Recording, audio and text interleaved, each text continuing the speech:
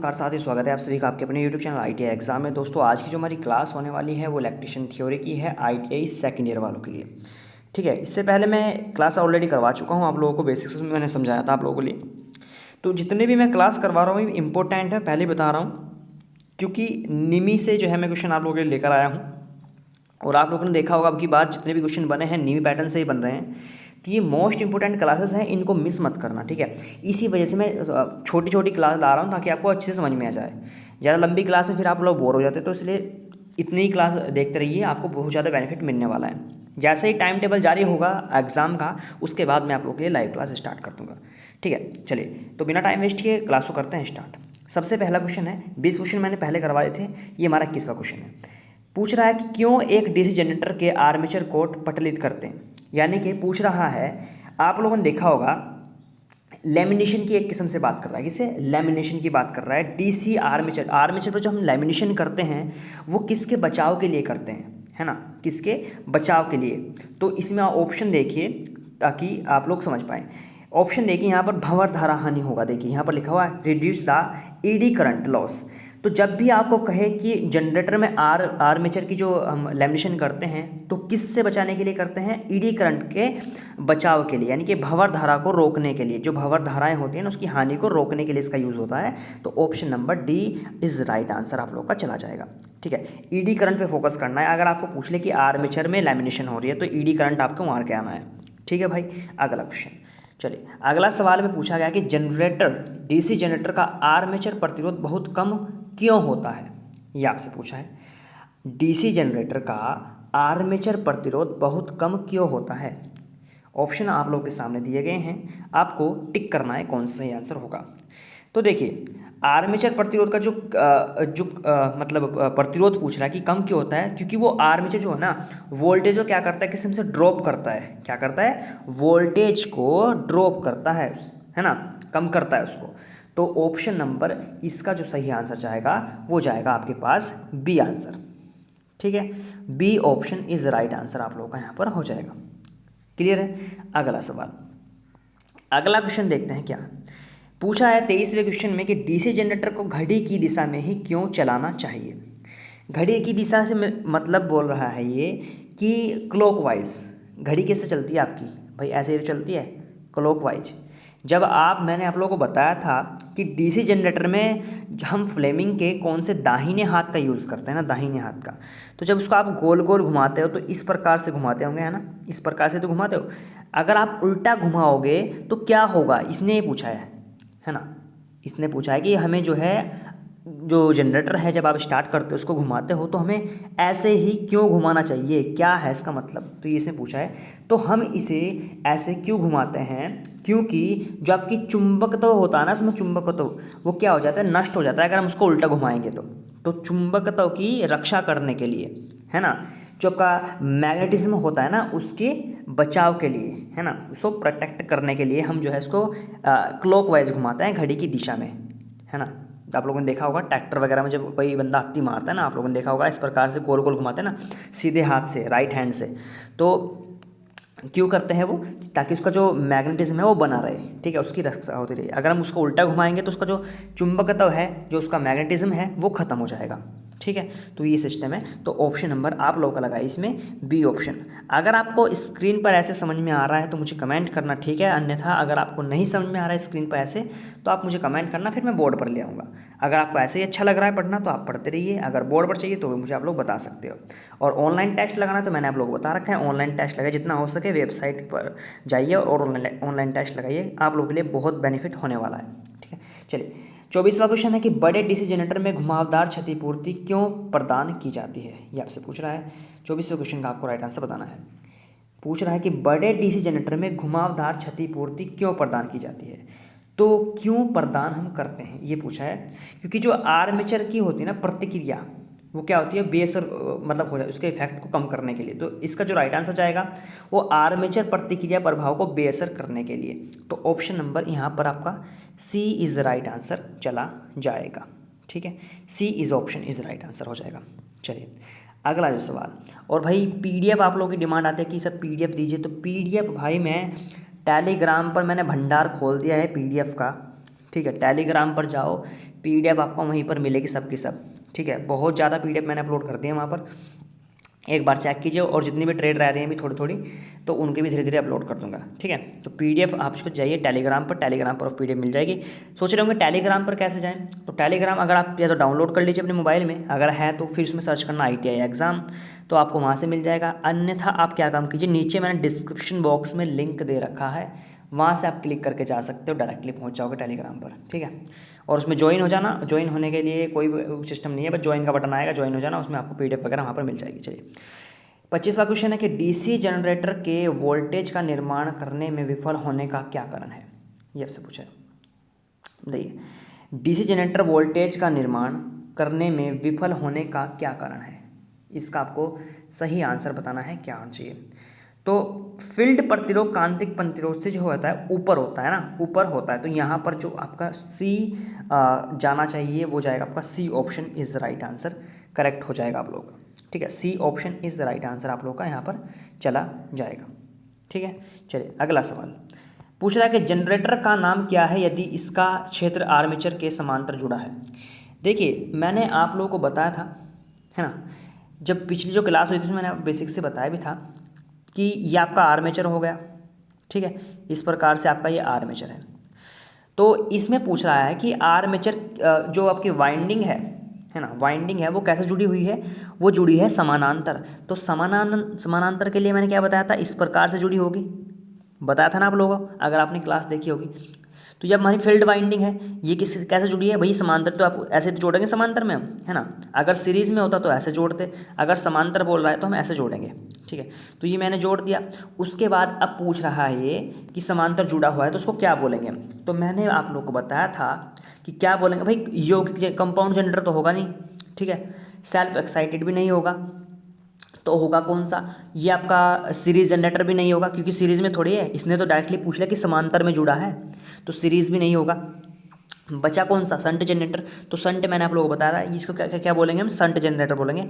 अगर यहाँ पर एक मान लीजिए ये जो वाइंडिंग थी यहाँ पर हो जाती इस प्रकार से, तो ये कैसा हो जाता, शॉर्ट शंट हो जाता। तो इसी प्रकार से ये आपका शंट जनरेटर कहलाएगा। तो पिछली क्लास में मैंने बेसिक से आप लोगों को समझा रखा है, नहीं देखी होगी तो देख लेना, अन्यथा आपको जो है ये थोड़ा दिक्कत हो सकता है समझने में। चलिए अगला सवाल, DC जनरेटर में पोल शू का उद्देश्य क्या है, ये आपसे पूछा है कि DC जनरेटर में पोल शू का उद्देश्य क्या है। अच्छा, पोल शू आखिर होता क्या है। देखिए पोल शू से मेरा मतलब है, अब क्या बताऊँ आपको। देखिए मान लीजिए आप कहीं पर नहा रहे हो, ठीक है, नहाने चले गए, आपके बाथरूम में क्या लगा, एक फव्वारा लगा है, फव्वारा, है ना, इस प्रकार से छोटा सा, ठीक है। अगर आप उसके नीचे बैठोगे, नीचे पाइप लगा है, पाइप है ना, चलो पाइप वाला एग्जांपल में चलेगा। आप लोग नहा रहे हो, ठीक है, आपने एक पाइप पकड़ रखा है, उस पाइप को पकड़ के आप नहा रहे हो, आपके बाथरूम में लगा हुआ है पाइप, ठीक है। तो जब आप लोग नहाओगे तो वो पाइप क्या होगा, वो पानी सिर्फ लंबा ही फेंकेगा ना, तो सिर्फ आपके मतलब शरीर पे पूरे, अगर आप उसको पाइप को ऊपर रख दोगे कहीं पर, तो वो सिर्फ मतलब लंबा पाइप पानी फेंकेगा। लेकिन आपको कैसा चाहिए, आपको फैलाव चाहिए, ठीक है। तो फैलाने के लिए आप क्या काम करोगे, पानी को उसमें इस प्रकार से एक फुहारा लगा दोगे, है ना, क्या लगा दोगे, एक फव्वारा लगा दोगे, फव्वारा। तो जैसे टॉयलेट वगैरह बाथरूम वगैरह में लगा देते हैं ना फव्वारा, तो फव्वारा क्या काम करता है, उसको जो पानी हैगा उसको सारे को फैला देगा, और आप अच्छे तरीके से सब लोग मतलब जो है आपके यार दोस्त को ही, वो एग्जाम्पल के तौर पर बता रहा हूँ मैं आप लोगों को, तो आप उसमें नहा सकते हो। तो इसी प्रकार से ये जो फव्वारा है यही क्या है, हमारा पोल शू है ना, इसी से एग्जाम्पल से आप लोग समझ सकते हो। तो ये क्या काम करता है, फैलाता है किसको, एयर गैप को, है ना। तो ऑप्शन हम देख लीजिए इसमें कौन सा है, ये करता है क्या, एयर गैप में समान रूप से फ्लक्स को फैलाता है, ताकि प्रॉपर तरीके से जो है एयर जा सके, है ना। ये आप इससे एग्जांपल मान सकते हो, ठीक है।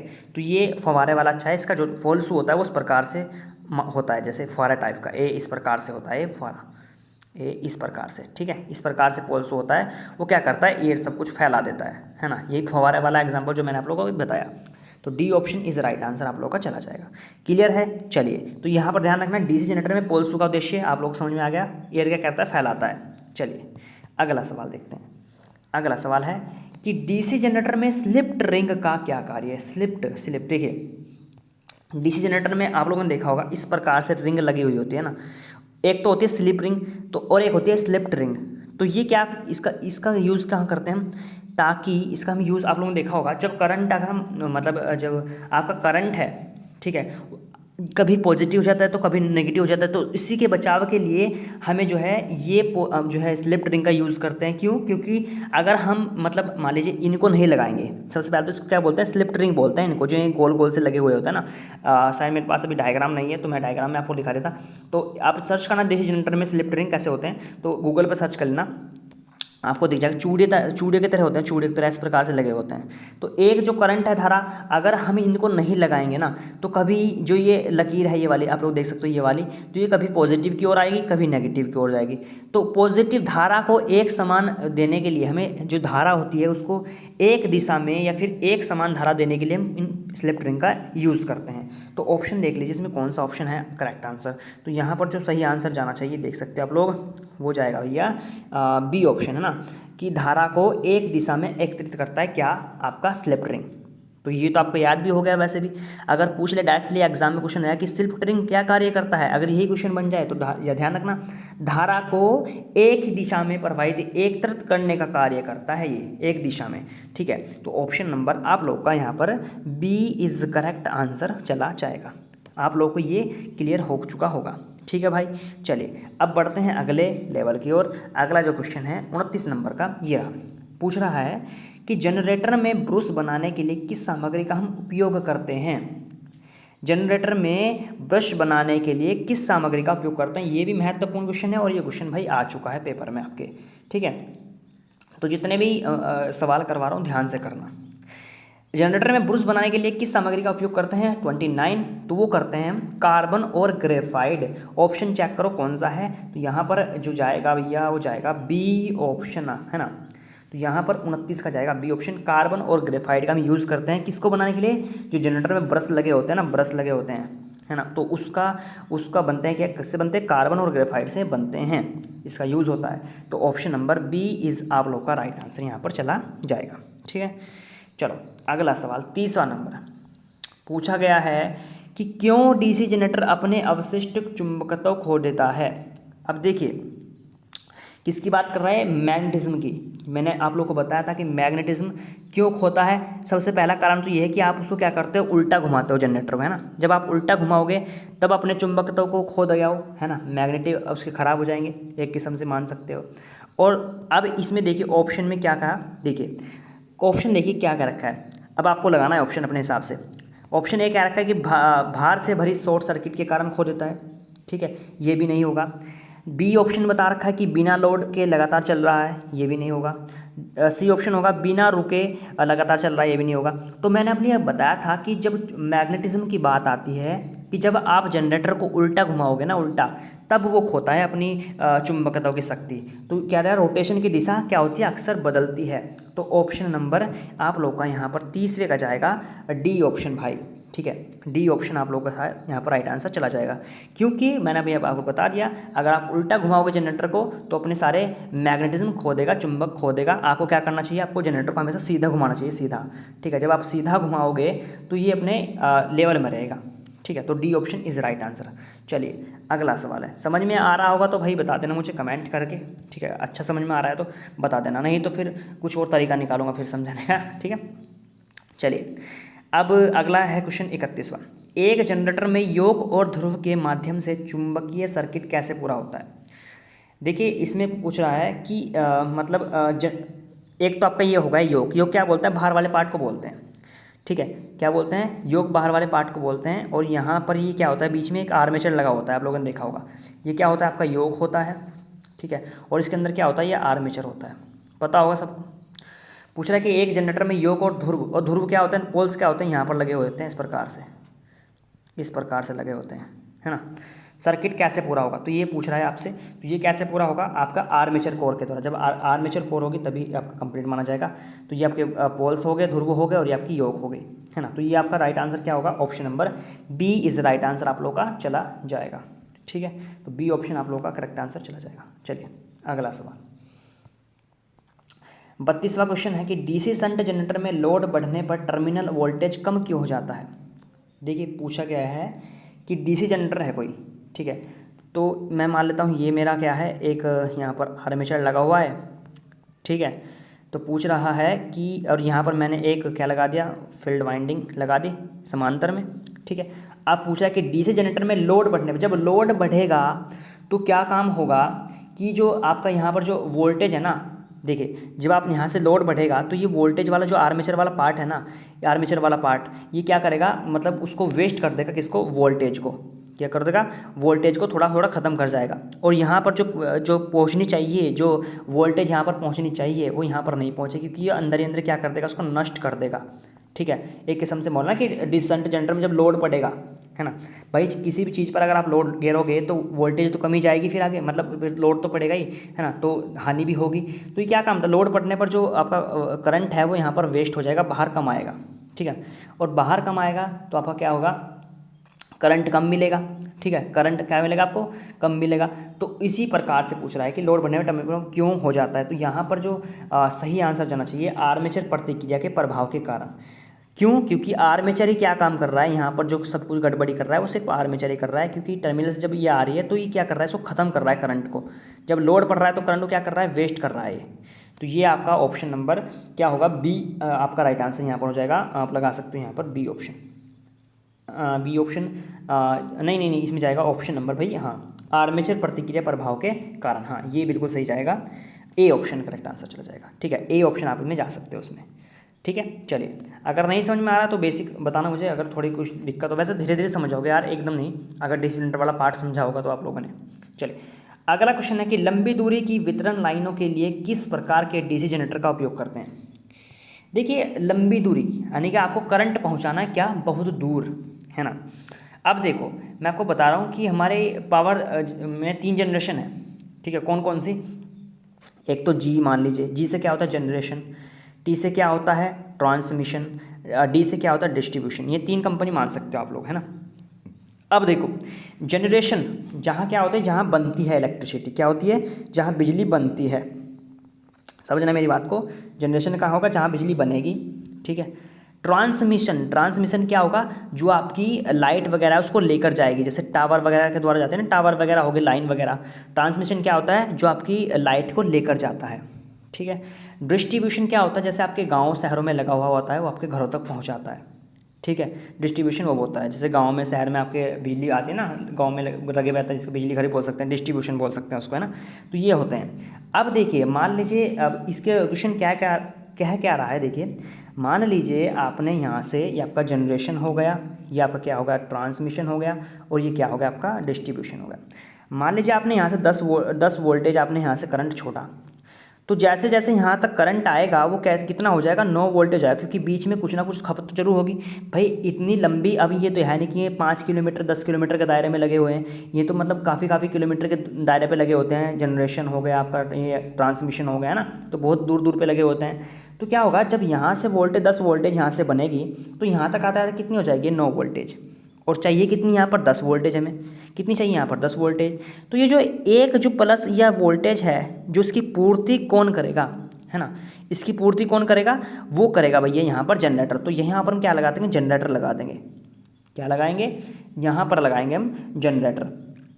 और कौन सा यहाँ पर लगाएगा, कॉम्युलेटिव कंपाउंड जनरेटर, संचयी यौगिक जनरेटर। ठीक है, क्या लगाते हैं हम, संचयी यौगिक जनरेटर। तो ये जो 1 वोल्ट है इसकी पूर्ति कौन करेगा, संचयी यौगिक जनरेटर। डी ऑप्शन आप लोगों का, सी आप मतलब जो है यहाँ पर सही आंसर हो जाएगा, क्या, डी ऑप्शन, जो है कॉम्युलेटिव कंपाउंड जनरेटर। इतना आप लोगों को क्लियर हो चुका होगा ना। ठीक है, समझ में आ रहा है। चलिए अगला सवाल, फिर जब समझ में आ गया तो बेटर है। चलिए अगला क्वेश्चन देख रहे हैं कि डीसी जनरेटर में इंसुलेशन प्रतिरोध को बेहतर बनाने के किस विधि का उपयोग किया जाता है। ठीक है, कि डीसी जनरेटर में इंसुलेशन प्रतिरोध को बेहतर बनाने के लिए किस विधि का उपयोग किया जाता है। हाँ देखिए, सबसे पहले तो मैं आपको बता दूं कि आप लोगों ने देखा होगा मोटर फुकती क्यों है, मोटर फुकती क्यों है, या तो जब उसके ऊपर जो इंसुलेशन, आप लोगों ने देखा होगा जो मोटर के वायर वगैरह होते हैं, वाइंडिंग होती है, वाइंडिंग उन पर इंसुलेशन किया होता है, पतला पतला सा, है ना। तो वो कब उतरेगा, जब उस पर पानी लगेगा, है ना। आप लोगों ने देखा होगा वायर होते हैं ना, वाइंडिंग होती है, और वाइंडिंग के ऊपर भी थोड़ा थोड़ा इंसुलेशन लगा होता है ना। इंसुलेशन बोल सकते हैं इसको, है ना, कवर, एक किस्म से प्रोटेक्शन बोल सकते हैं, है ना, कवर बोल सकते हैं। तो उसको क्या होगा, वो कब उतरेगा, जब उसके ऊपर पानी लगेगा, है ना, पानी लगेगा। जब वो गीला होगा तभी तो उतरेगा।